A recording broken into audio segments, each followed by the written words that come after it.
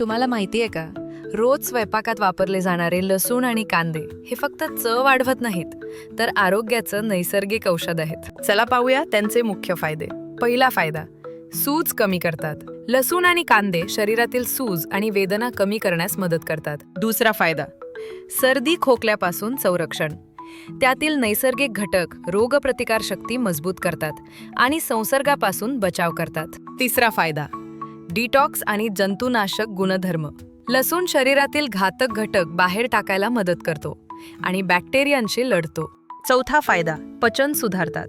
कांदे पचनक्रिया सुरळीत करतात आणि चांगल्या बॅक्टेरियांना वाढायला मदत करतात. पाचवा फायदा, विटामिन्स आणि मिनरल्सचा स्रोत. कांद्यात विटामिन सी, विटामिन B6 आणि पोटॅशियम असतात, जे हृदय आणि इम्युनिटीसाठी आवश्यक आहेत.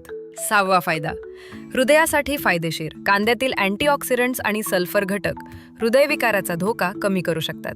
सातवा फायदा, आतून संरक्षण. त्यातील क्वर्सेटिन आणि फ्लॅव्हनॉइड्स शरीराला आतून संरक्षण देतात.